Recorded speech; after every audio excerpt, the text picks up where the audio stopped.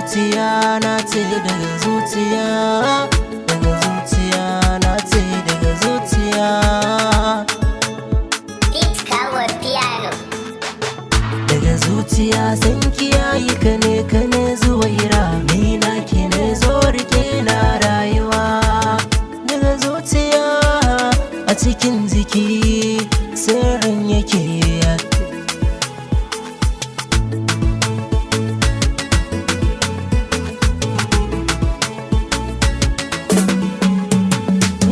Daga zuciya ake gina so aikatanga, ita rijiya wajen aiki sai da guga. Daga nesa ne ido ke gane mahanga, ruwa ce ake ta nema a fage na langa. Ni da ke muna mataki ɗaya za a irga, tafiyar ki ma ado ce kin sa na waiga. Duniya idan babu so ba rayuwa.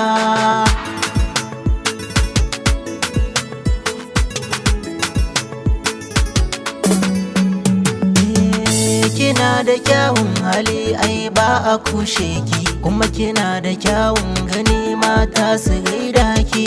Sarauniya na zamo sarki a fadarki, a cikin maza ne na taki sa'a da samun ki. So ya wuce misali a jini yake aiki, da za a buɗe zuciya ta ciki za a kalle ki. Ni rayuwa zan zamo miki garkuwa.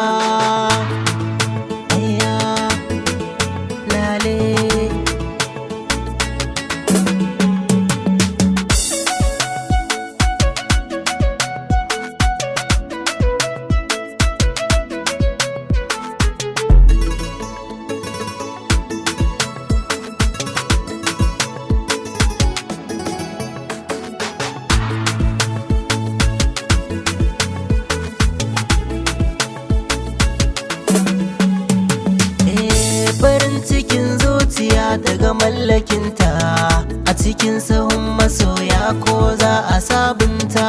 A rufe idona ake zambai wa tutata, tsarin ki yayi min kyakkyawa mai tsafta. Ra'ayina da naki sun dace a daidaita, wani lokaci kamanni na sai a juya ta. Da ni da ke sai mu zam ɗaya babu warewa. So ne soyayya.